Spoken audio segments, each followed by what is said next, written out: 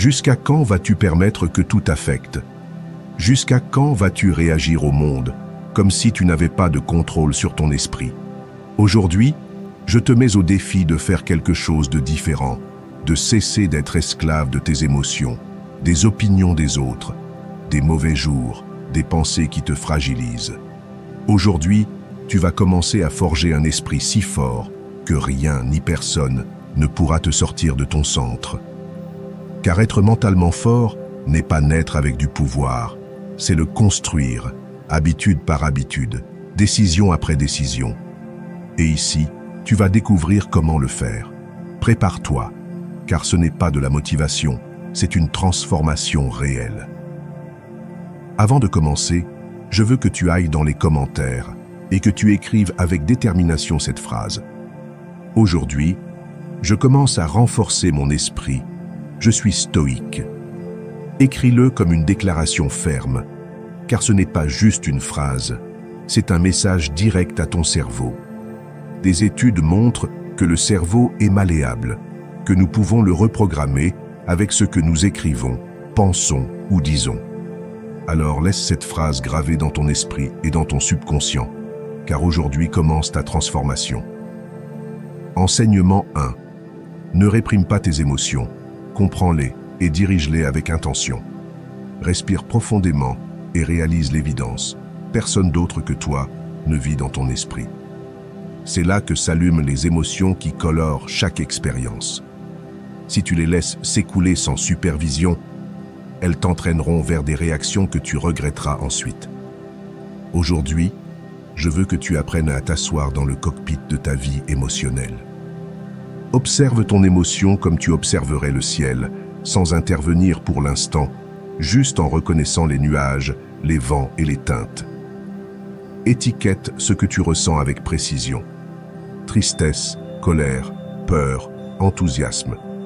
Demande-toi ce qui le déclenche, quelle pensée l'alimente, quelle histoire du passé se raconte à nouveau, à travers cette sensation corporelle.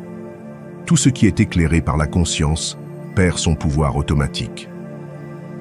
Le stoïcisme enseigne que l'émotion n'est pas évitée. Elle est observée, perçoit le mouvement interne, accepte sans jugement et décide consciemment quoi faire en gardant toujours le contrôle de ton esprit. Lorsque tu reconnais l'onde émotionnelle, la prochaine étape est de réguler son intensité. Il ne s'agit pas de réprimer, mais de canaliser. Essaie des techniques simples, des inhalations lentes par le nez en comptant jusqu'à 4, des exhalations encore plus lentes en comptant jusqu'à 6, bouger le corps en pleine conscience, étirer les bras, secouer la tension. Ces actions physiologiques envoient des signaux de sécurité au cerveau et réduisent l'adrénaline circulante. Dans cet espace de calme retrouvé, ton cortex préfrontal se rallume et tu peux penser clairement. Maintenant, choisis ta réponse. Entre sentir et agir, il y a un intervalle, même s'il ne dure qu'une seconde. Cette seconde est ta liberté. Demande-toi quel résultat tu veux créer avant d'ouvrir la bouche ou d'appuyer sur envoyer dans un message. Veux-tu construire ou détruire? Veux-tu être fidèle à tes valeurs ou esclave d'une impulsion passagère? Souviens-toi de ton but. Sois intègre, compatissant, efficace. Cela fonctionne comme un phare. L'émotion sans guide est un feu qui brûle. Avec un but, c'est un feu qui forge. Pour soutenir cet entraînement, cultive des rituels quotidiens. Consacre 5 minutes au réveil à scanner ton état interne avant de regarder ton téléphone. Demande-toi ce que je ressens, ce dont j'ai besoin, quelle intention guidera ma journée. Pendant la journée, programme de petites pauses, lève les yeux, détends la mâchoire, respire profondément. Au crépuscule, fais le point sur la façon dont tu as géré les émotions de la journée. Célèbre tes victoires et apprends de tes échecs sans culpabilité. Le progrès se construit dans la répétition attentive, pas dans un acte isolé. N'ignore pas les signaux corporels. Le corps parle avant que l'esprit ne résonne. Une boule dans la gorge peut t'alerter que quelque chose est important pour toi. Une douleur dans l'estomac avertit d'une limite franchie. Si tu apprends à écouter ces alarmes, tu pourras intervenir avant que l'émotion n'explose. Deviens enquêteur de tes propres micro-gestes, la vitesse de ta voix, le rythme avec lequel tu marches, la tension dans tes épaules. C'est là que réside une information précieuse. Souviens-toi que réguler n'est pas supprimer. Il y a des émotions qui réclament une action immédiate. Si tu ressens de l'indignation face à une injustice, ta gestion consciente t'incite à répondre avec fermeté, pas à te taire par peur. Si la tristesse t'envahit, tu régules pour ne pas sombrer, mais tu permets qu'elle t'enseigne ce que tu valorises. La sagesse émotionnelle consiste à utiliser chaque énergie selon sa fonction. La colère pour poser des limites, la peur pour te préparer, la joie pour partager, l'amour pour soutenir.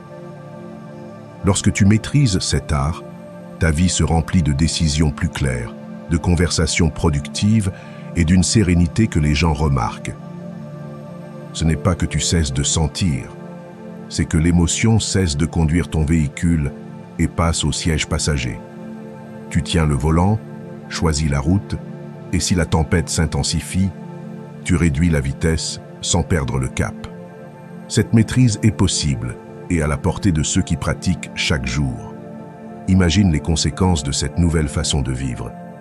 Des discussions qui se terminaient autrefois par des cris se transforment en dialogues constructifs. Des projets que tu reportais par peur trouvent leur élan. Ta santé s'améliore car le cortisol incontrôlé cesse d'empoisonner ton sang. Apprendre à gérer les émotions consciemment élargit ta liberté et ton impact. Et le meilleur, c'est que chaque jour offre des opportunités pour s'entraîner. Un trafic lent, un commentaire sarcastique, un email inattendu. Tout devient une salle de gym mentale. Enseignement 2. Ce que quelqu'un provoque en toi est une opportunité de mieux te connaître. Ce qui te dérange chez les autres ne naît pas en eux, mais en toi. Cette colère que tu ressens, cette frustration qui te déborde ou ce sentiment d'impuissance ne viennent pas de ce que quelqu'un a fait, dit ou n'a pas fait. Elles viennent de quelque chose de plus profond. Une partie de toi que tu n'as pas encore guérie. Personne ne peut toucher une blessure que tu n'as pas. Si ça t'a fait mal, c'est parce qu'elle était déjà ouverte. Et c'est la clé pour cesser de souffrir inutilement à cause des autres. Car le véritable ennemi n'est pas à l'extérieur, il est à l'intérieur. Et c'est seulement en l'affrontant que tu pourras te libérer. Chaque fois que quelqu'un t'irrite, ce qui se passe réellement, c'est qu'ils ont appuyé sur une touche émotionnelle que tu ne savais pas encore active. Peut-être est-ce le rejet non résolu de l'enfance, l'humiliation que tu n'as jamais exprimée, le sentiment de ne pas être à la hauteur ou la peur constante d'être trahi. Les personnes et les situations ne te causent pas directement de la douleur, elles la réveillent simplement. Ce sont des miroirs de ce que tu portes à l'intérieur, des messagers inconfortables qui te révèlent ce que tu dois encore regarder. Et bien que cela soit inconfortable, c'est aussi une bénédiction. Car tout ce qui se révèle peut être guéri. Te rends-tu compte? Cette personne qui t'agace tant, qui te désespère ou qui semble avoir le don de te mettre hors de toi, révèle en réalité une partie de toi que tu n'acceptes pas encore. Cela peut être ton besoin de contrôle, ta peur du rejet, ton addiction à l'approbation. Il ne s'agit pas de justifier le comportement des autres, mais de comprendre que tant que tu réagis avec intensité, le problème n'est pas seulement à l'extérieur, il est dans ce qu'il réveille en toi. Et tant que tu ne le regarderas pas, tu continueras à tomber dans le même cercle.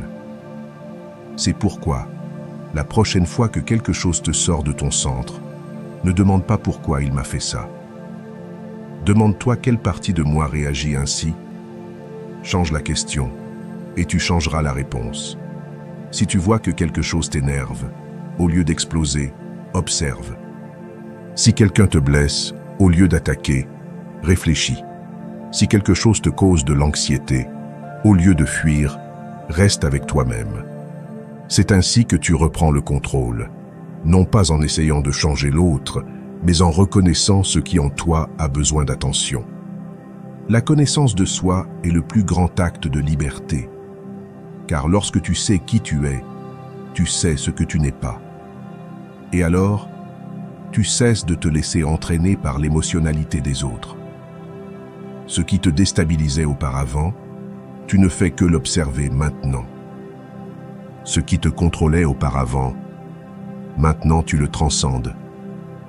Non pas parce que les autres ont changé, mais parce que tu as changé ta façon de te rapporter à tes ombres. Tu as appris à les regarder avec honnêteté, avec compassion, et à les transformer en pouvoir intérieur. La clé n'est pas d'éviter ceux qui te perturbent. La clé est de guérir ce qu'ils éveillent en toi. Parce que si tu ne le fais pas, tu ne changeras que de décor, mais tu vivras le même conflit. Tu vas changer de partenaire, de patron, d'amis, mais tu continueras à te heurter au même schéma émotionnel. Et la vie ne se lasse pas de t'enseigner ce que tu n'as pas encore voulu apprendre. Chaque situation se répète jusqu'à ce que tu deviennes conscient. Et quand tu le fais, tout change. Tu ne fuis plus la douleur, tu la comprends, tu ne rejettes plus ce qui fait mal, tu l'intègres. Et alors tu trouves quelque chose que aucune relation ne peut te donner. La paix intérieure.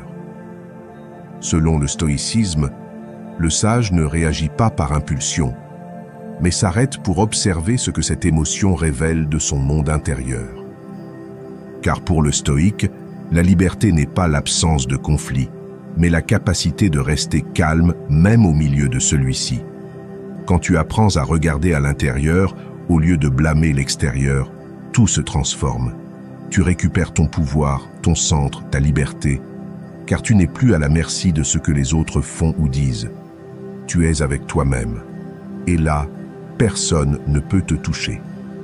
Alors, arrête de blâmer le monde et commence à guérir ton monde intérieur. Parce que la véritable transformation ne commence pas quand les autres changent, mais quand tu cesses de réagir depuis tes blessures et commences à agir depuis ta conscience. Enseignement 3. L'inconfort que génère le changement mental. Quand tu commences à changer vraiment, le monde autour de toi le ressent et ne réagit pas toujours bien.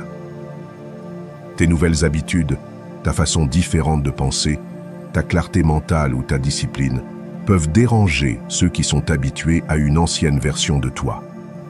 Ils ne te le diront peut-être pas, mais tu le remarqueras dans leur silence, dans leurs blagues passif-agressives, dans la façon dont ils s'éloignent sans explication ou dans leur tentative de te faire douter de ton propre chemin. Mais ce n'est pas que tu fais quelque chose de mal. Au contraire, cela est souvent un signe que tu avances. L'inconfort que tu génères n'est pas à cause de toi, mais à cause de ce que tu représentes. Quand tu décides de sortir du pilote automatique, d'arrêter de te plaindre, d'assumer des responsabilités et de chercher plus, tu obliges inévitablement les autres à se regarder dans le miroir. Et cela peut être douloureux pour ceux qui ne sont pas prêts à le faire. Ton progrès est une menace pour leur conformisme. Ton approche est un défi pour leurs excuses. Ton évolution expose leur stagnation. C'est pourquoi certains se sentent mal à l'aise, te critiquent ou essaient même de te saboter émotionnellement. Tu dois comprendre quelque chose de crucial. Pas tout le monde ne célébrera ta transformation. Beaucoup préféraient la version de toi qui ne remettait pas en question, qui se plaignait avec eux, qui se limitait, qui ne brillait pas. Cette version leur était confortable, validait leur propre choix.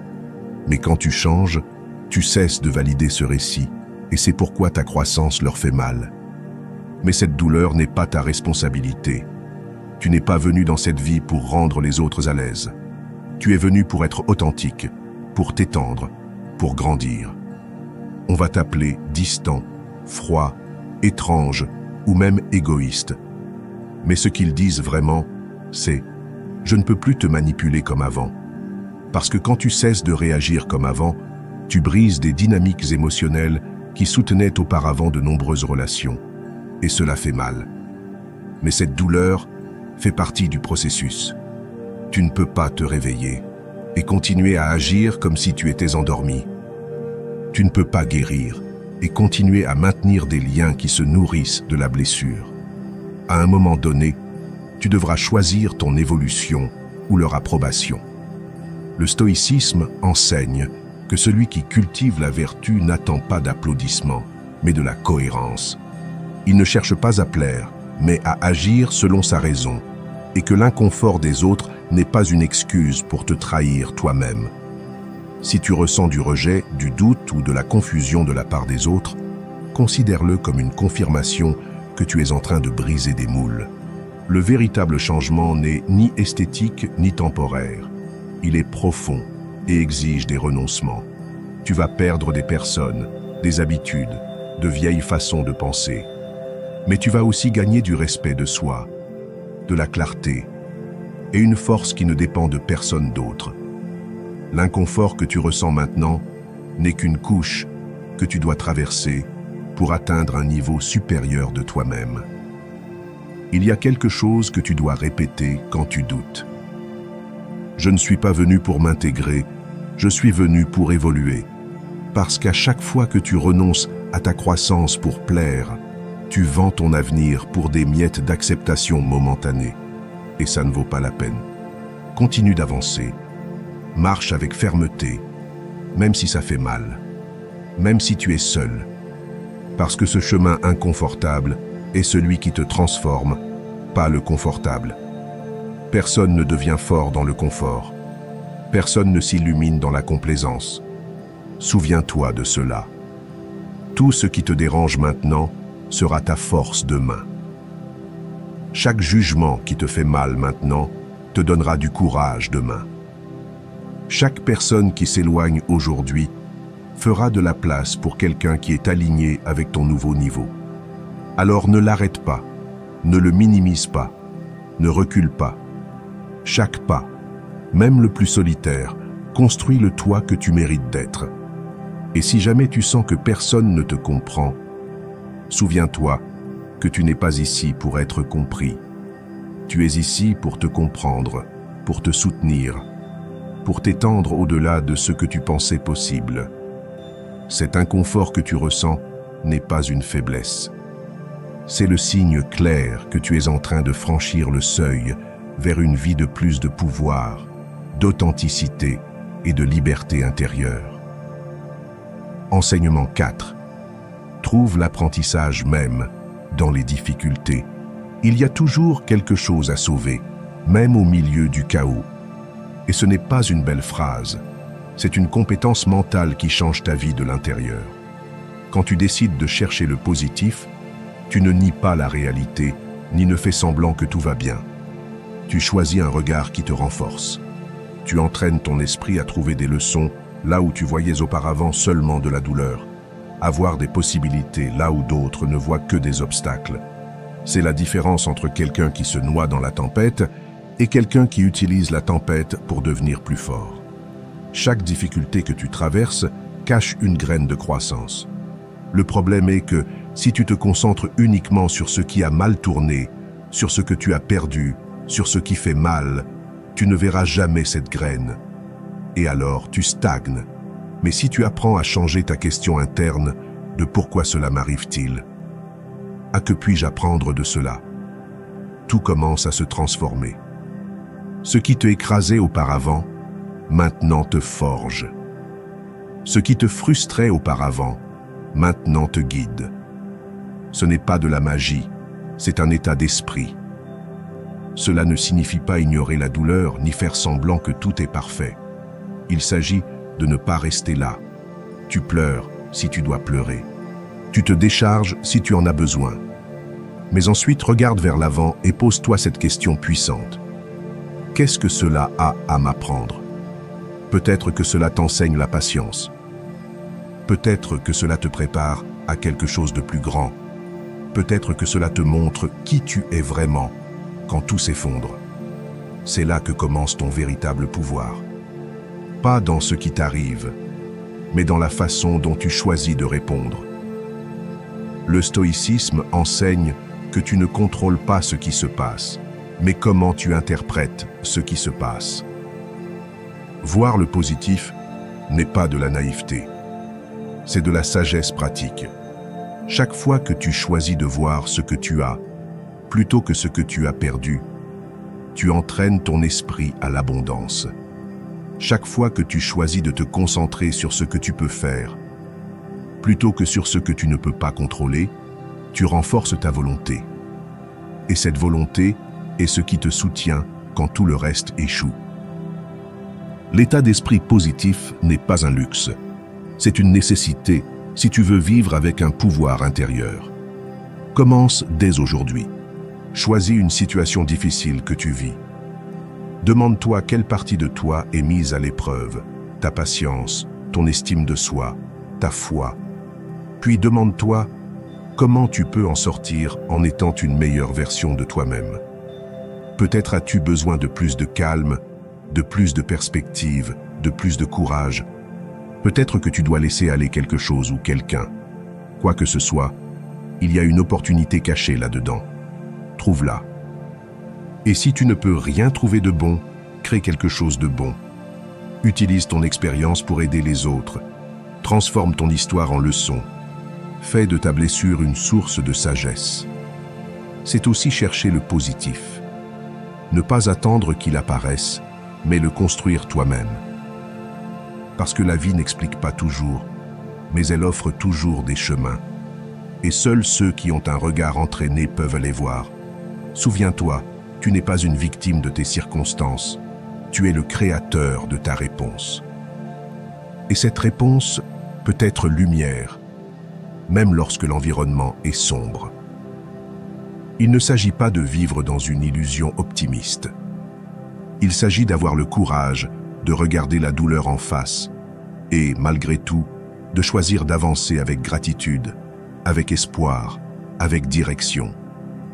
Il y a une paix profonde qui naît lorsque tu décides de faire confiance au fait que tout, même ce qui est difficile, a un but. Tu ne le verras pas toujours instantanément, mais si tu continues à avancer, tu le comprendras. Et cette compréhension te donnera une force qui ne se brise pas. Alors la prochaine fois que tu fais face à un problème, respire, remercie la leçon que tu ne vois pas encore et avance.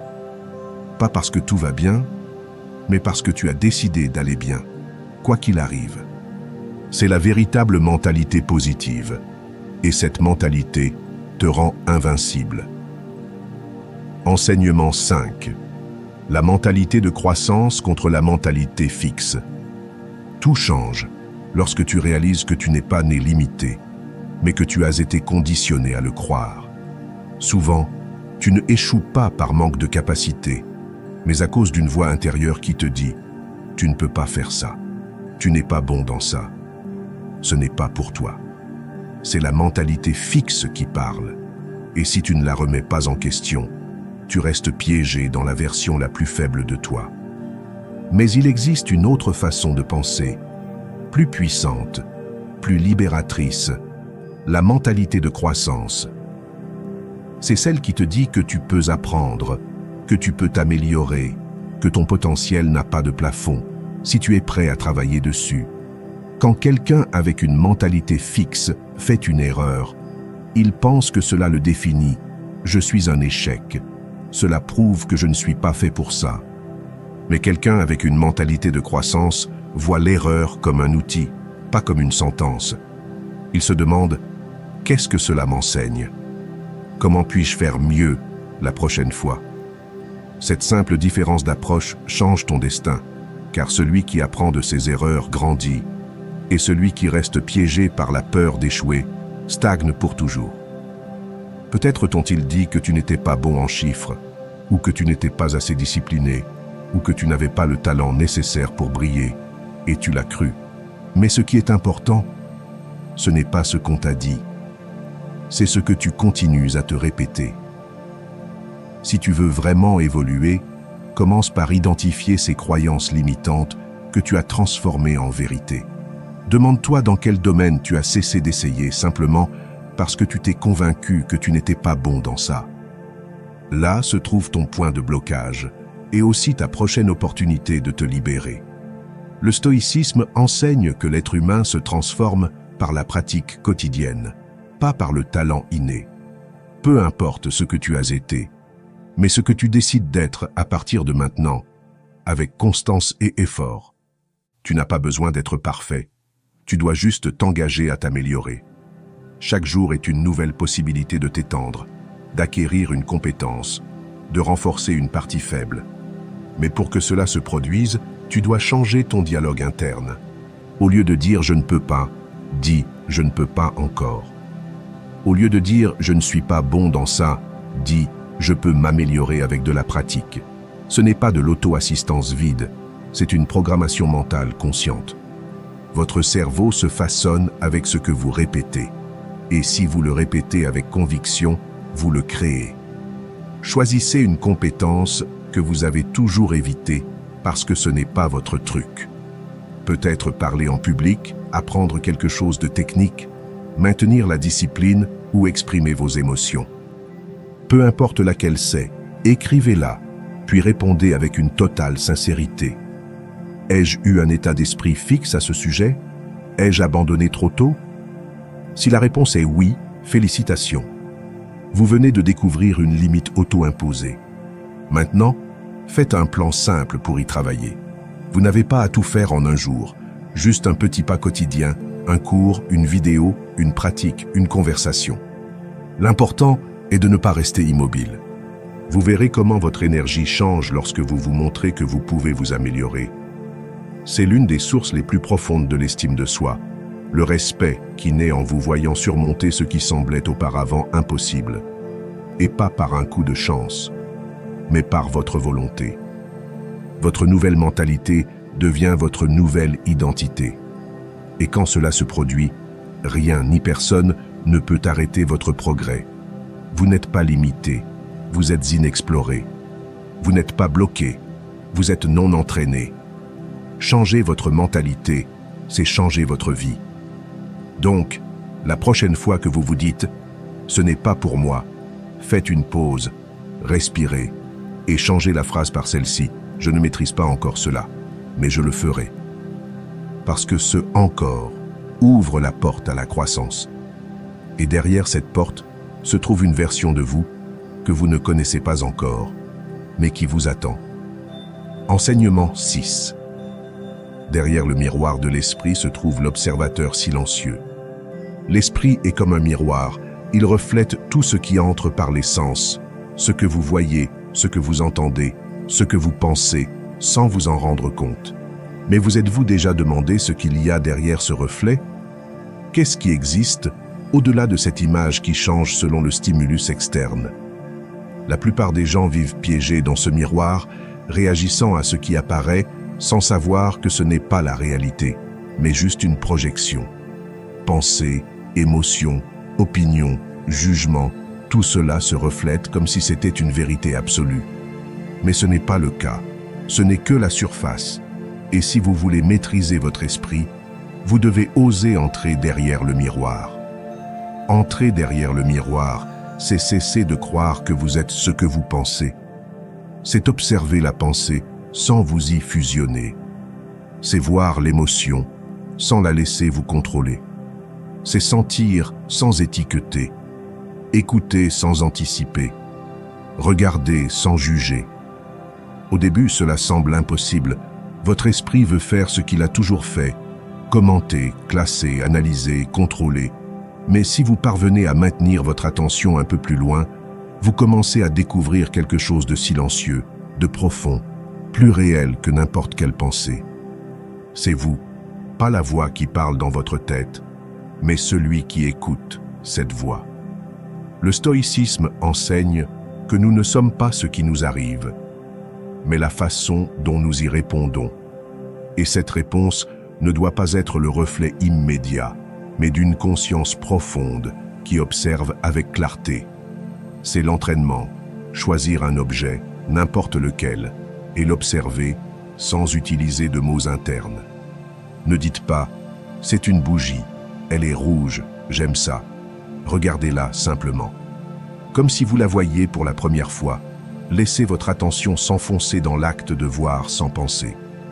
Au début, vous remarquerez que votre esprit veut intervenir, étiqueter, comparer, se distraire. Mais si vous le ramenez encore et encore, quelque chose commence à changer. Vous cessez de regarder depuis l'esprit et commencez à regarder depuis la conscience. Vous n'êtes plus devant l'objet, vous êtes à l'intérieur de l'expérience. Cet exercice peut sembler simple, mais il est profondément transformateur, car lorsque vous apprenez à observer un objet sans penser, vous apprenez également à observer une émotion sans vous laisser emporter par elle.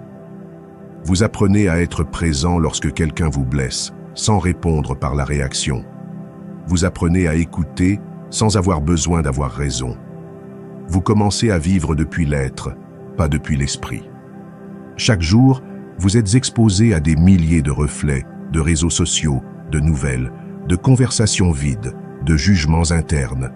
Si vous n'avez pas une pratique qui vous emmène derrière le miroir, vous vous perdez. Vous réagissez à tout. Vous souffrez de tout. Vous prenez des décisions par peur, par ego, par impulsion.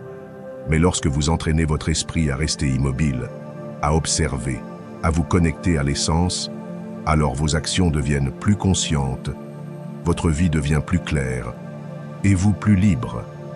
Au début, ce processus peut sembler inconfortable, car derrière le miroir se trouvent aussi les ombres que vous ne voulez pas voir, vos peurs, vos insécurités, vos masques. Mais si vous restez, si vous ne fuyez pas, si vous maintenez le regard intérieur, vous découvrez qu'il y a aussi quelque chose de lumineux, de ferme, d'éternel. Une paix qui ne dépend de rien d'extérieur. Une certitude qui n'a pas besoin d'explication. C'est ce que vous êtes vraiment. Pas le reflet, mais l'espace qui contient tout. Faites-le chaque jour, quelques minutes, pas comme une obligation, mais comme un retour à la maison. Éteignez le bruit, éteignez les étiquettes, éteignez l'histoire, et observez, sans plus, sans hâte, sans intention de comprendre. Juste être. Parce que plus vous passez de temps derrière le miroir, plus vous verrez clairement ce qui a toujours été là. Vous. Et dans ce vous, sans jugement ni pensée, se trouve tout le pouvoir que vous cherchiez à l'extérieur. Enseignement 7. Arrêtez de demander de l'amour, de l'attention ou du respect pour vous sentir digne. Arrêtez de demander, arrêtez de supplier, d'insinuer, d'attendre en silence que quelqu'un vous donne ce que vous ne vous donnez pas vous-même. Amour, attention, respect, on ne mendie pas, on incarne. Et si vous devez le demander pour vous sentir digne, alors ce n'est pas de l'amour, c'est de la dépendance. Le véritable pouvoir commence lorsque vous décidez que vous n'avez pas besoin que quelqu'un vous voie pour savoir que vous existez. Que vous n'avez pas besoin que quelqu'un vous valide pour vous sentir suffisant. Que vous n'avez besoin de personne pour vous choisir, pour savoir que vous vous êtes déjà choisi. Chaque fois que vous attendez que quelqu'un d'autre vous donne son approbation, vous vous dites, sans vous en rendre compte, « Je ne suis pas complet ». Vous conditionnez votre valeur aux mots, gestes ou silence de quelqu'un d'autre. Et ce n'est pas de l'estime de soi, c'est de l'esclavage émotionnel. Vivre en fonction de la validation externe est une forme déguisée d'abandon intérieur.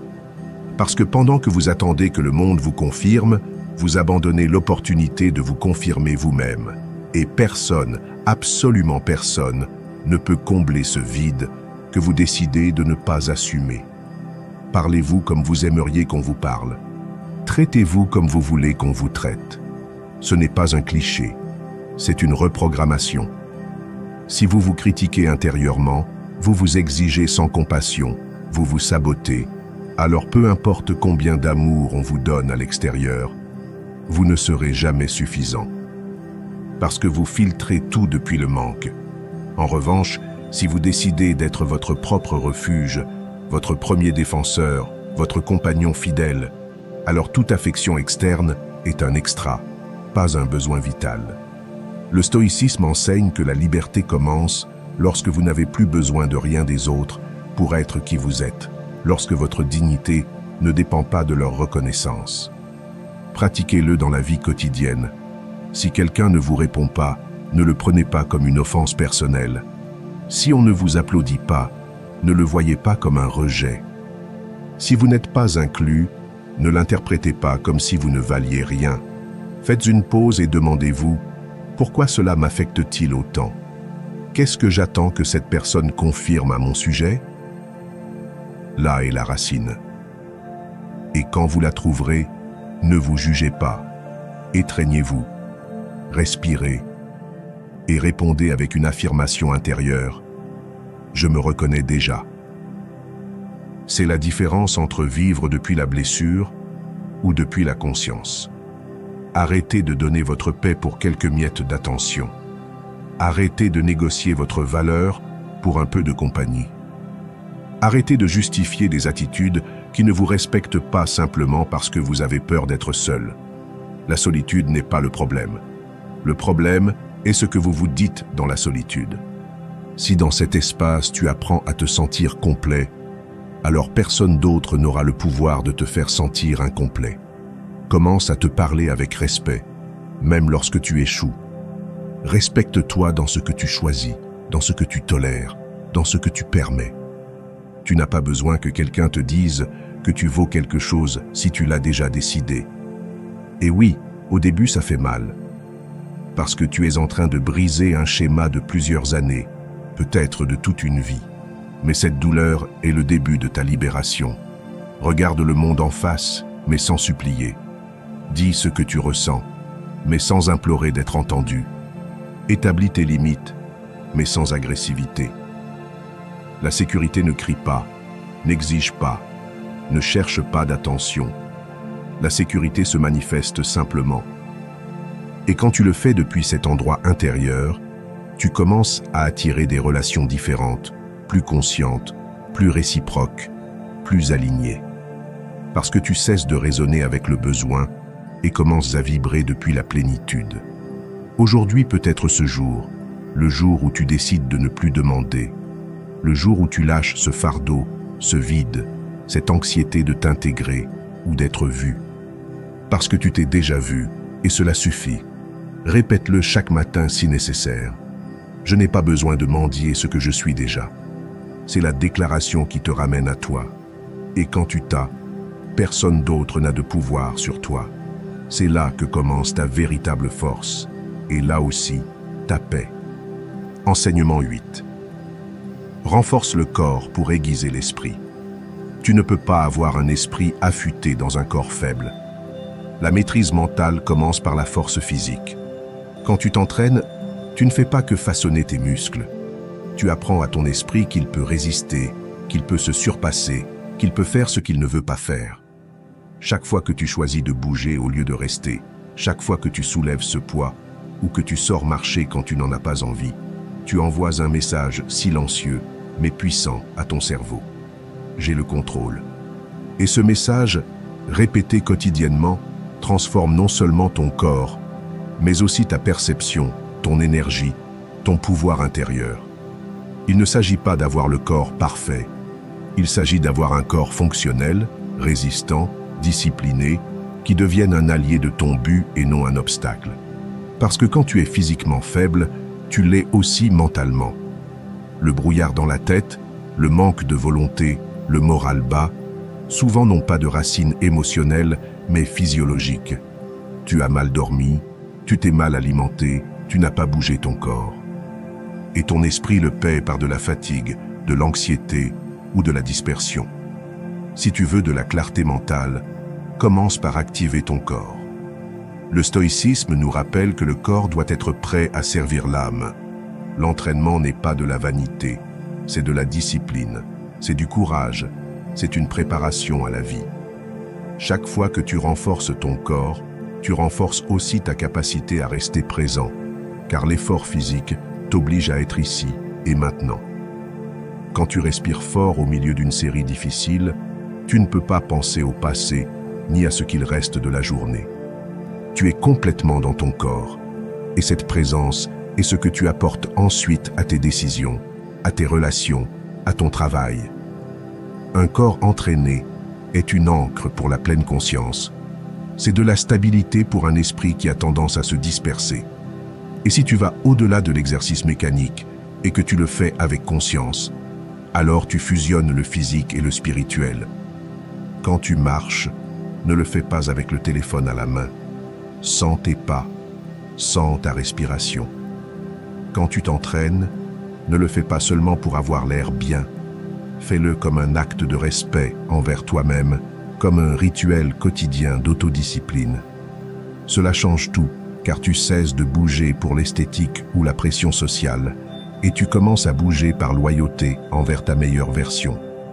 Tu veux plus de clarté mentale? Entraîne-toi. Tu veux plus de confiance? Entraîne-toi. Tu veux réduire le stress? Entraîne-toi. Tu veux de la présence, de l'autorité, de la direction? Entraîne-toi. Le corps n'est pas un ornement, c'est un outil. Utilise-le, renforce-le, respecte-le, prends-en soin. Parce que vous ne pouvez pas aspirer à de grandes réalisations depuis un état de léthargie. Vous ne pouvez pas diriger votre vie si vous ne pouvez pas diriger vos habitudes de base.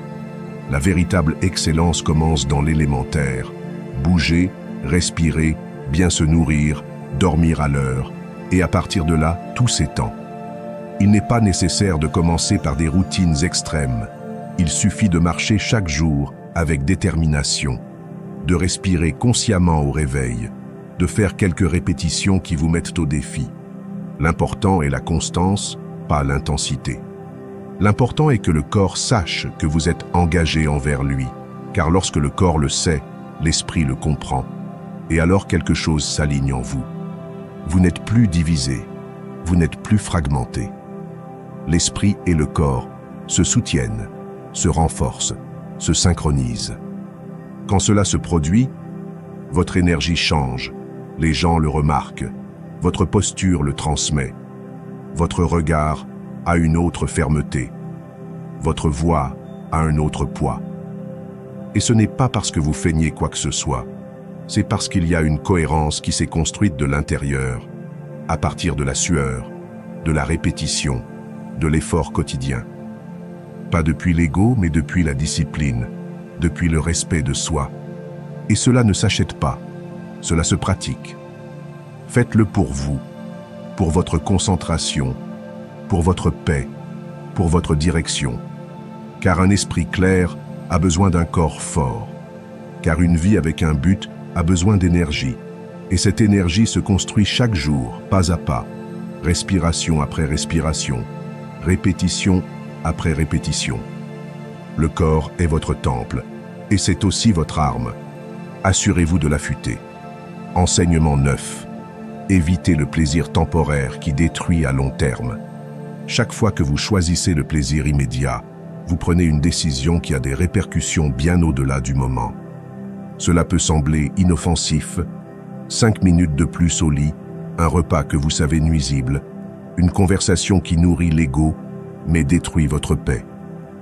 Et pourtant, ce choix, si petit en apparence, a un coût cumulatif énorme. Ce que vous appréciez aujourd'hui peut devenir la raison de votre stagnation demain. Ce qui calme votre anxiété un moment peut être ce qui nourrit votre vide pendant des semaines. C'est un piège, et vous devez commencer à le voir clairement. Tu verras qu'après quelques minutes, l'urgence disparaît, et tu es toujours là, plus ferme, plus clair, plus fort. La maîtrise ne se construit pas avec de grandes décisions, mais avec des milliers de petits renoncements à ce qui ne t'élève pas. Chaque fois que tu choisis le bon plutôt que le confortable, tu entraînes ton caractère. Et ton caractère est ce qui détermine ton destin. Tu peux avoir du talent, de l'intelligence, de la motivation. Mais si tu n'as pas de caractère, tu te perdras dans chaque tentation déguisée en plaisir. Parce que le monde moderne est conçu pour te distraire, te séduire, te affaiblir. Tu décides si tu entres dans le jeu ou si tu le transcendes. Et le plus puissant est cela. Chaque fois que tu te tiens devant une tentation, tu gagnes du respect pour toi-même. Et ce respect vaut plus que tout plaisir fugace. Parce que tu te prouves que tu peux avoir confiance en toi, que tu sais te prioriser, que tu choisis ton bien-être au-dessus du caprice momentané. Cela construit la sécurité, la présence, le magnétisme. Les gens sentent quand une personne est maître d'elle-même, et cette énergie est impossible à feindre. Aujourd'hui, Peut-être le jour où tu commences à vivre depuis le but et non depuis l'impulsion, où tu t'engages à observer avant d'agir, à penser à long terme, à prioriser ta paix mentale sur la gratification immédiate. Ce n'est pas facile, mais c'est libérateur, parce que quand tu ne dépends plus du plaisir pour te sentir bien, tu es libre. Et cette liberté ne s'obtient pas par chance. Elle s'obtient par des décisions quotidiennes, silencieuses, conscientes. Et tout commence maintenant. Que vas-tu choisir? Enseignement 10. Construction d'une confiance inébranlable. La confiance n'est pas un don qu'on te fait, ni une sensation qui apparaît de nulle part. C'est une construction interne, quotidienne, consciente. C'est le résultat de te confronter à toi-même, de traverser la peur, de ne pas reculer quand les choses deviennent difficiles. Elle ne naît pas dans les jours faciles, ni dans les moments d'applaudissement. Elle naît quand tu te tiens même quand tout tremble. Elle naît quand tu échoues et que tu ne t'effondres pas. Elle naît quand tu choisis d'avancer même avec des doutes, des blessures, de la fatigue. Parce que la vraie confiance n'est pas « je me sens en sécurité », mais « je sais que même si je ne le sens pas, je le ferai quand même ». Chaque fois que tu fais ce que tu as dit que tu ferais, même si tu n'en as pas envie, même si personne ne te regarde, tu construis la confiance car tu montres que tu peux compter sur toi. Et cela vaut plus que toute motivation passagère. La confiance ne consiste pas à te croire invincible, mais à savoir que même si tu tombes, tu sauras te relever. Que même si tu échoues, tu ne te trahiras pas. Que même si tout va mal, tu ne vas pas t'abandonner. Le stoïcisme enseigne que le sage se connaît lui-même, accepte sa nature et agit depuis la vertu, pas depuis l'approbation externe. Cette cohérence forge une confiance inébranlable. Commence par reconnaître tes véritables forces, pas celles que les autres t'ont dites, mais celles que tu as vérifiées. Dans quelle situation as-tu montré du courage? Quand as-tu été discipliné sans aide? Quelles erreurs as-tu surmontées par toi-même? Note cela, grave-le en toi, fais-en partie de ta narration interne. Parce que si tu ne reconnais pas ta valeur, ton esprit cherchera toujours une validation extérieure, et cette recherche externe te fragilise. En revanche, quand tu te regardes avec vérité et respect, tu deviens ta propre fondation. Reconnais aussi tes faiblesses, mais pas pour te punir. Reconnais-les pour te comprendre, pour savoir où travailler, pour cesser de te nier. Quand tu acceptes tes échecs sans honte, tu cesses de te cacher. Et quand tu cesses de te cacher, tu peux grandir. Chaque erreur cesse d'être une condamnation et devient une instruction. Et à partir de là, depuis cette humilité active, ta confiance ne dépend plus du succès, mais de ta capacité à évoluer. Parle-toi comme tu parlerais à quelqu'un que tu aimes.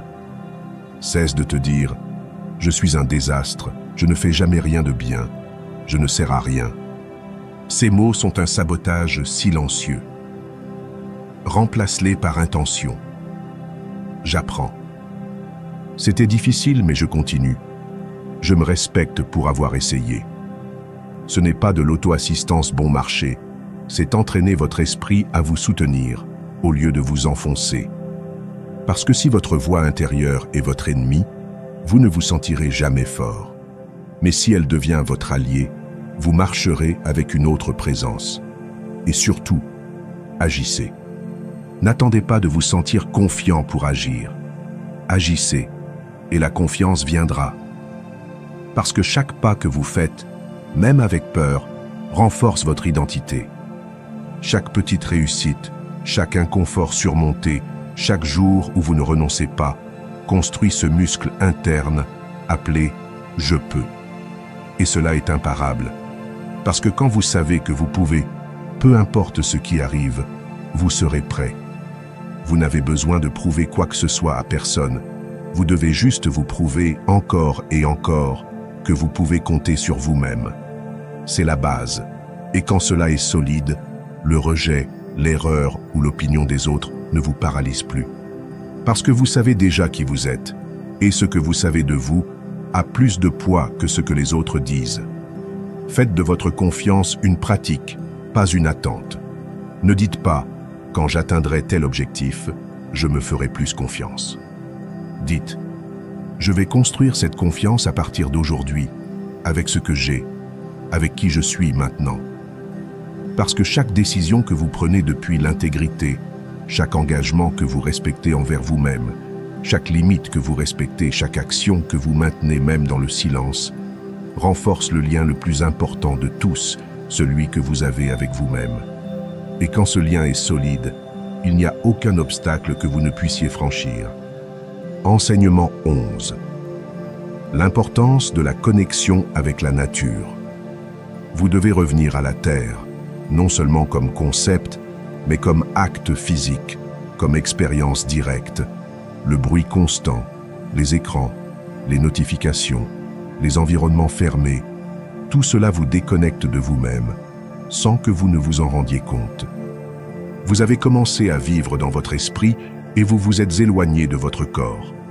Vous avez perdu le rythme naturel et vous vous êtes adapté à l'artificiel, mais votre système nerveux ne l'a pas oublié. Il se souvient encore de ce que c'était que d'être en silence, de marcher pieds nus, de sentir l'odeur de la forêt, de ressentir le soleil. C'est pourquoi, lorsque vous revenez à la nature, quelque chose en vous se réinitialise, quelque chose d'essentiel s'aligne. Il ne s'agit pas de faire une grande randonnée ni de changer de vie. Il s'agit de petits actes de retour. Marcher sous le ciel ouvert, écouter le son du vent entre les arbres, s'asseoir près d'une rivière ou regarder les étoiles pendant quelques minutes. Ces moments de connexion ne sont pas un luxe. Ce sont des médicaments mentaux, émotionnels et spirituels. Car l'âme se dérègle lorsqu'elle est enfermée et l'esprit s'épuise lorsqu'il oublie ses racines. C'est pourquoi être dans la nature n'est pas une évasion, c'est une restauration. Le stoïcisme nous rappelle que nous faisons partie de la nature. Nous ne sommes pas séparés d'elle, et que s'harmoniser avec elle, c'est aussi s'harmoniser avec notre véritable essence. Chaque fois que vous touchez la terre, votre corps relâche des tensions. Chaque fois que vous respirez de l'air pur, votre esprit s'éclaircit. La lumière naturelle régule vos rythmes internes, améliore votre humeur, vous ancre dans le présent. Même être près de l'eau, que ce soit la mer, une rivière ou la pluie, a un effet apaisant, presque spirituel. La nature n'a pas besoin de vous parler pour vous guérir. Il suffit que vous soyez là, sans rien faire, sans rien forcer, car dans ce silence, des choses s'organisent que aucun livre ni thérapie ne peuvent expliquer. Faites-en partie de votre routine. Même si vous vivez en ville, trouvez un parc, une place, une zone avec des arbres. Sortez sans écouteurs, marchez sans hâte, observez, touchez, respirez. Si vous avez des enfants, emmenez-les avec vous. Apprenez-leur dès le plus jeune âge que la connexion avec la nature n'est pas quelque chose d'hippie ou de bizarre, mais un besoin humain, une façon de rentrer chez soi sans bouger de l'endroit. Ils le comprennent instinctivement. Ce qui est une activité pour un adulte est un instinct pour un enfant. Courir dans l'herbe, grimper, observer les insectes, se salir, ce n'est pas du désordre, c'est de la sagesse biologique. Et si tu peux, touche la terre avec tes pieds, sans chaussures. Il existe des études qui montrent comment le simple acte de marcher pieds nus sur la terre ou l'herbe réduit l'inflammation, améliore le sommeil et stabilise les émotions. Mais au-delà des données, c'est quelque chose que tu ressentiras, une sorte d'enracinement intérieur, comme si le corps disait « merci de m'avoir ramené ». La connexion avec la nature t'enseigne aussi l'humilité. Tu vois à quel point tu es petit face à la mer, à quel point tu es fragile devant une montagne, à quel point un arbre qui pousse en silence, sans hâte, est sage. Et alors tu comprends que tu n'as pas à tout contrôler, que tu n'as pas besoin de tant de réponses, que tu peux simplement être. Comme la rivière, comme le vent, comme le soleil, être et faire confiance à ce que la vie suit son cours, sans que tu ne la forces. Plus tu passes de temps en contact avec la nature, moins tu ressentiras d'anxiété, moins le bruit mental te dominera, car tu reviens à ta fréquence originale. Et cette fréquence n'est pas dans le chaos ni dans la vitesse, mais dans le rythme lent, profond et cyclique de la vie. Là, tu te reconnais. Là, tu te nettoies. Là, tu te retrouves. Fais-le aujourd'hui. Sors. Cherche un endroit où le monde ne te parle pas tant, où tu peux t'écouter, où l'essentiel retrouve sa voix. Car au milieu du bruit, la terre t'attend, et quand tu mets tes pieds dessus, ton âme atterrit aussi. C'est là que commence le véritable équilibre. C'est là que tu te souviens de qui tu es. Enseignement 12. Avoir une poubelle émotionnelle. Tu ne peux pas avancer si tu es plein à l'intérieur. Peu importe combien tu essaies de te concentrer, de te surpasser ou d'avoir des pensées positives, si tu portes des émotions négatives non traitées, ces émotions finiront par filtrer dans ton attitude, dans tes décisions, dans ta façon de voir le monde. C'est pourquoi tu as besoin d'une poubelle émotionnelle, un espace, une pratique, une habitude qui te permet de vider tout ce que tu gardes. Parce que ton esprit, tout comme ton corps, a aussi besoin de se désintoxiquer. Et si tu ne le fais pas, tu te noies dans ce que tu n'as pas exprimé, tu te bloques avec ce que tu n'as pas lâché, et tu te sabotes avec ce que tu as fait semblant de ne pas ressentir. Avoir des émotions négatives n'est pas le problème. Ressentir de la peur, du stress, de la frustration ou de l'anxiété est complètement humain. Le problème est ce que tu en fais. Si tu l'ignores, cela s'accumule. Si tu le réprimes, cela se transforme en maladie. Si tu le nies, cela devient de la colère. Mais si tu l'observes, que tu le reconnais et que tu le libères, alors cela devient de la croissance. Et c'est le pouvoir d'avoir une poubelle émotionnelle. Pas pour te plaindre, pas pour te noyer, mais pour traiter, pour transformer, pour guérir de l'intérieur, sans porter le poids en silence. Le stoïcisme enseigne que la sérénité ne vient pas de la répression des émotions, mais de leur compréhension, et de ne pas permettre qu'elles dominent notre raison ou notre action. Écris, c'est aussi simple que ça. Écris ce qui te fait mal, ce que tu crains, ce que tu ne comprends pas, non pas pour le publier ou le partager, mais pour te vider. Un journal n'est pas seulement pour raconter ta journée, c'est pour nettoyer ton esprit. Quand tu écris sans filtre, sans censure, tu vides le fardeau émotionnel qui te pèse. Et dans cet acte, ton esprit respire, tes pensées s'organisent, tes émotions se dégonflent, ce qui semblait énorme devient gérable, ce qui semblait confus commence à s'éclaircir. C'est un acte silencieux de libération qui te redonne le contrôle. Si écrire n'est pas ton truc, cherche une voie créative qui te permette de canaliser ce que tu ressens. Dessine, peins, cours, chante, danse, travaille de tes mains. L'important n'est pas le format, c'est le processus. Le corps a aussi besoin de s'exprimer, le mouvement libère aussi.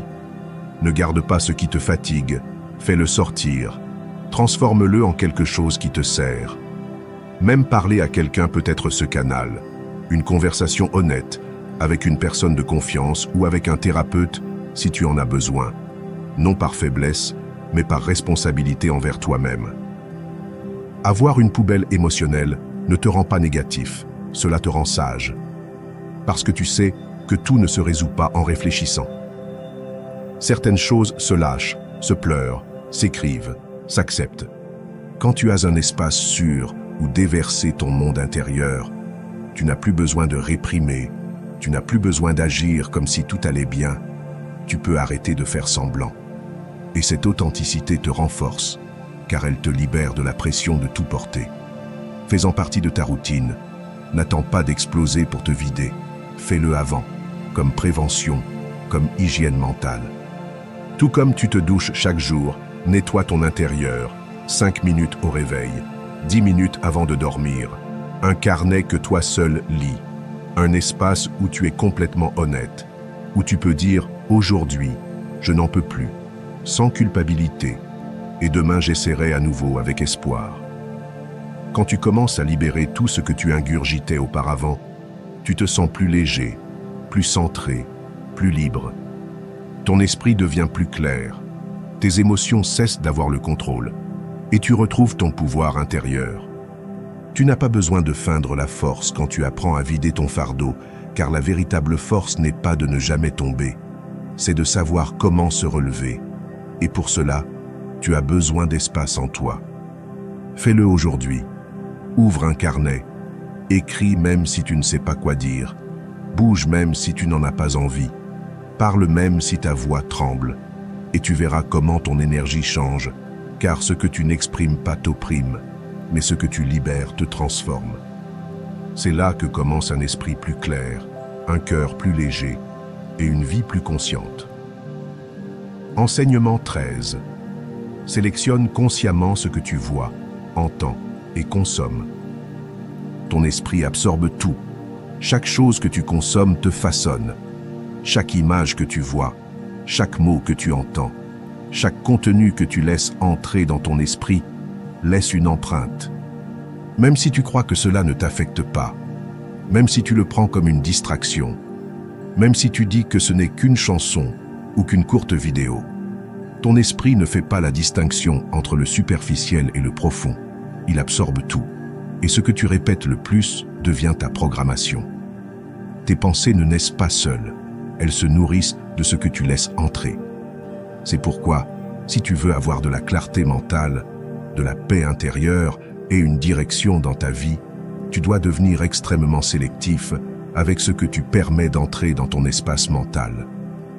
La plupart des gens se sentent perdus, non pas parce qu'ils manquent d'intelligence, mais parce qu'ils sont surchargés, remplis de déchets mentaux qu'ils n'ont pas choisis consciemment. Ils voient n'importe quoi qui apparaît sur les réseaux, écoutent des conversations vides, s'entourent de plaintes, de violences ou de banalités, et se demandent ensuite pourquoi ils se sentent anxieux, confus ou démotivés. Mais il n'y a pas de mystère. Si tu alimentes ton esprit avec le chaos, il y aura du chaos en toi. Si tu consommes du bruit, il y aura du bruit. Si tout ce que tu vois, ce sont des vies fausses ou des messages de comparaison, tu finiras par croire que tu n'es pas suffisant.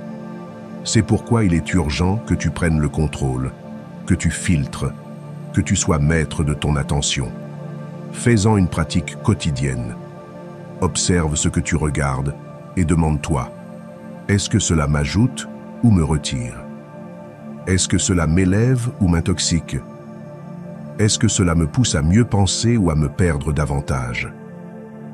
Car l'esprit, comme le corps, a besoin d'une bonne nutrition, et tu es le seul responsable de son régime. Nourris-tu ton esprit avec de la sagesse, du calme, de la concentration, ou le remplis-tu d'anxiété, d'urgence et de bruit constant? Changer cela peut transformer complètement ton état émotionnel. Ce n'est pas de la théorie, c'est cause et effet. Commence à mieux choisir. Ne regarde pas n'importe quoi juste parce que c'est à la mode. Ne suis pas des contes qui te font te sentir mal dans ta peau. N'écoute pas des personnes qui vivent piégées dans le drame. Entoure-toi d'idées saines, de messages qui te renforcent, d'enseignements qui t'invitent à grandir. Tu n'as pas à t'exposer au poison mental que d'autres choisissent. Tu peux décider de créer un environnement intérieur plus sain, plus léger, plus solide. Et cela commence par ce que tu consommes chaque jour. Fais de la place pour le silence, pour la réflexion. Éteins le bruit par moments. Lis des choses qui te mettent au défi. Écoute des mots qui t'élèvent. Regarde du contenu qui te connecte à toi-même, pas qui te sort de toi. Car au final, ce que tu répètes devient ta façon de voir le monde. Si tu ne vois que le chaos, tu ne verras que le chaos. Mais si tu cultives ton intérieur avec ordre, présence et sagesse, c'est cela que tu reflèteras à l'extérieur. Le stoïcisme enseigne que l'âme doit se protéger des influences externes qui la perturbent. Épictète affirmait que nous ne devons pas laisser les impressions externes entrer sans les filtrer d'abord. C'est-à-dire que tout ce que tu perçois avec tes sens doit passer par un jugement conscient. Cela m'est-il bénéfique? Cela m'aide-t-il à vivre selon mes valeurs? Si ce n'est pas le cas, cela doit être rejeté. C'est aussi simple que cela, aussi ferme. Tu n'as pas besoin de devenir radical, ni de vivre isolé. Tu dois juste être éveillé, choisir. te poser des questions avant de jouer, avant d'écouter, avant de répéter. Cela me renforce-t-il ou me contamine-t-il? Car dans un monde où tout le monde consomme sans réfléchir, tu choisis d'être conscient. Tu choisis de protéger ton esprit. Tu choisis de garder ton centre propre. Et ce choix, bien que petit, fait toute la différence. Alors à partir d'aujourd'hui, commence à être plus sélectif. Ne laisse pas n'importe qui semer des pensées en toi. Prends soin de ton attention comme on prend soin d'un jardin sacré. Car c'est ce qu'est ton esprit, un espace sacré, et tu décides ce qui y fleurit. Enseignement 14. Choisis tes souvenirs avec sagesse.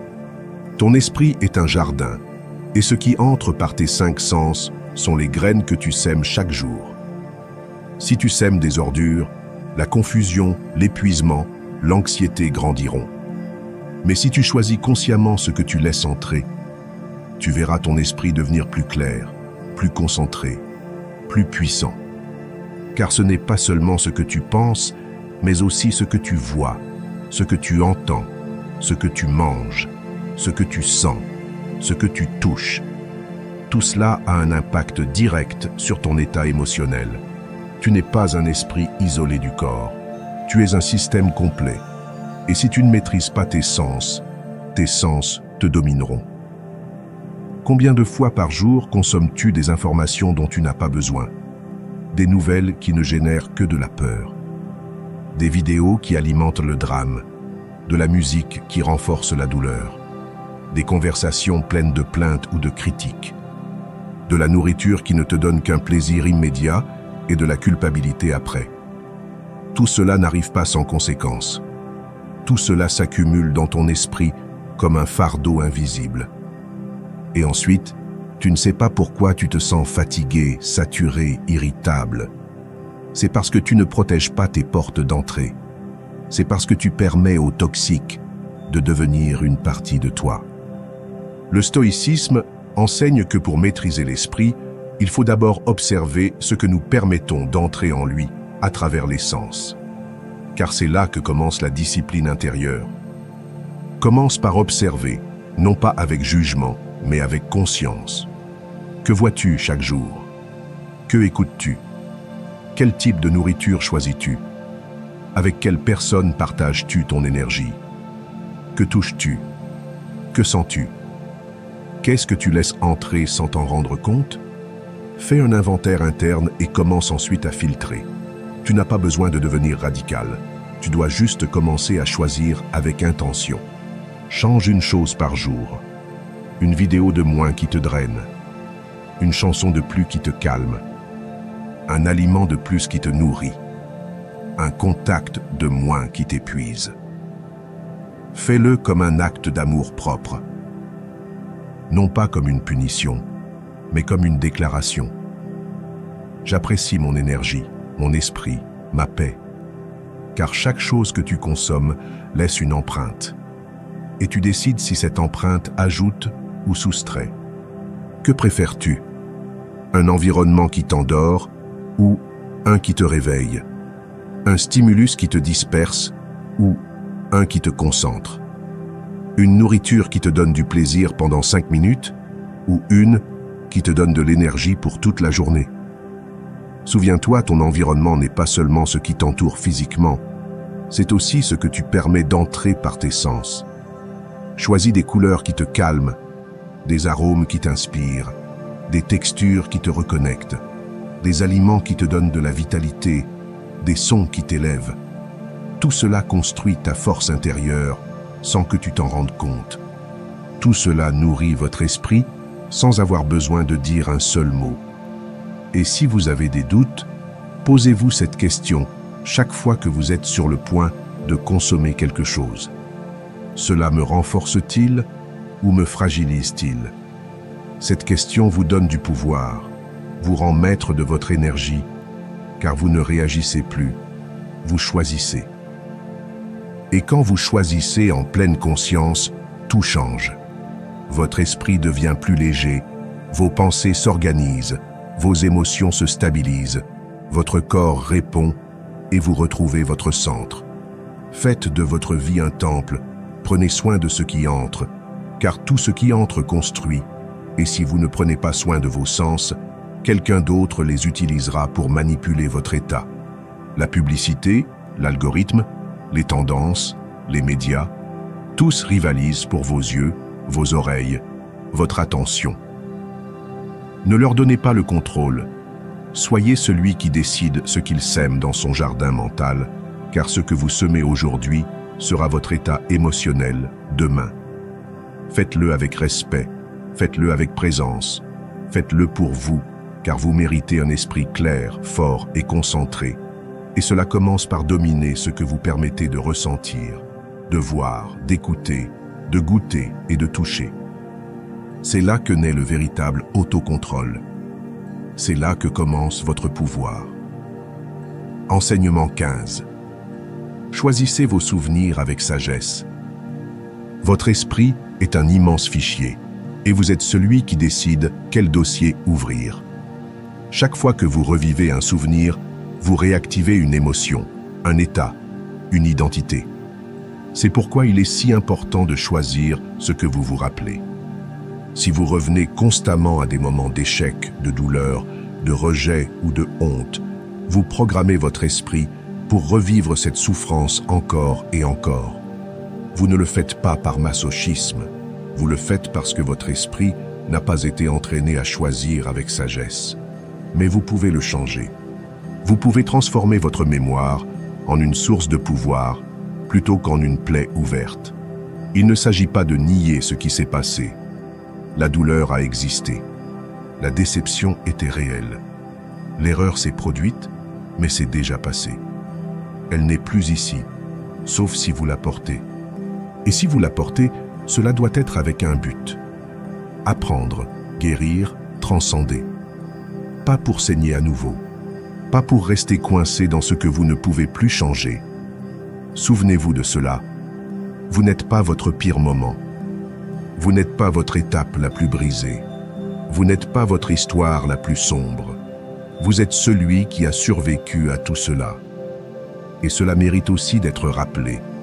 Le stoïcisme enseigne que nous ne souffrons pas à cause des faits, mais à cause du jugement que nous en faisons. Choisir ce que nous nous rappelons, c'est aussi choisir comment nous vivons. Chaque fois que votre esprit s'écarte vers le passé douloureux, faites une pause. Demandez-vous, ce souvenir m'aide-t-il ou me sabote-t-il? S'il vous affaiblit, changez-le. Choisissez à nouveau. Pensez à un moment où vous avez été courageux, où vous vous êtes levé quand il était plus facile d'abandonner, où quelqu'un vous a reconnu, vous a aimé, vous a admiré, où vous avez accompli quelque chose qui semblait impossible. Ne sous-estimez pas le pouvoir de vous en souvenir, car ce n'est pas juste un souvenir. C'est une preuve que vous pouvez, et cette preuve répétée reprogramme votre identité. Faites-en une habitude. Chaque nuit, avant de dormir, passez en revue 3 souvenirs qui vous renforcent. 3 moments où vous avez agi depuis votre meilleure version. Peu importe s'ils étaient petits. L'important est que vous sachiez que c'est vous qui avez décidé d'agir avec intégrité, avec courage, avec amour. Enregistrez cela dans votre esprit. Et si vous le faites avec constance, vous remarquerez le changement. Votre dialogue intérieur sera plus aimable, votre énergie plus ferme, votre vision plus claire, parce que vous ne réagirez plus depuis vos blessures, mais agirez depuis votre histoire de surpassement. Et si le passé insiste à faire mal, donnez-lui une nouvelle signification. Vous ne changez pas le fait, mais vous pouvez changer ce qu'il représente pour vous. Cette trahison n'a pas été la fin de vous, c'était le début de votre indépendance. Cet échec n'a pas été votre limite, c'était votre entraînement. Cet abandon n'était pas de votre faute, c'était une leçon d'amour de soi. Redéfinir n'est pas mentir, c'est prendre le contrôle du récit que vous vous racontez. C'est transformer une cicatrice en symbole de force. Et quand tu fais cela, tu récupères ton pouvoir narratif. Tu n'es plus victime de ton passé, tu es l'auteur de ton présent. Utilise des affirmations pour le renforcer. Dites des phrases comme « Aujourd'hui, je choisis de me souvenir de ma force. Mon passé m'entraîne, ne me définit pas. Chaque souvenir positif est un outil pour continuer à grandir. Écris-les, répète-les, fais-en partie de toi. Parce que ton esprit croit ce que tu répètes. Et si tu répètes ce qui t'élargit, alors tu te transformes. Tu décides quelle histoire raconter à ton esprit. Tu décides si tu te concentres sur ce qui t'a brisé ou sur ce qui t'a reconstruit. Et cette décision, bien qu'elle semble petite, est celle qui détermine comment tu te sens, comment tu penses, comment tu agis. Alors, ne continue pas à porter les chapitres qui ne te servent plus. Ne continue pas à rouvrir la même blessure en espérant que cette fois-ci, ça ne fera pas mal. Il est temps de remplir ton esprit de preuves de ce dont tu es capable. Parce que tu as déjà vécu suffisamment de douleur. Maintenant, il est temps de te souvenir de ton pouvoir. Et à partir de là, construire ce qui vient. Si tu es arrivé jusqu'ici, ce n'était pas par hasard. Tu es arrivé parce qu'il y a en toi une voix qui ne veut plus réagir comme avant, qui veut construire un esprit fort, stable, inébranlable. Alors si tu es vraiment engagé dans ce changement, va tout de suite dans les commentaires et écris avec force. Aujourd'hui, je commence à renforcer mon esprit. Je suis stoïque. Cette phrase est ton encre, ton début, ta décision écrite. Et si cette vidéo t'a apporté de la clarté, t'a motivé ou t'a fait voir les choses différemment, aime, abonne-toi et active la cloche. Parce qu'ici, tu es en train de construire un esprit que rien ni personne ne pourra abattre.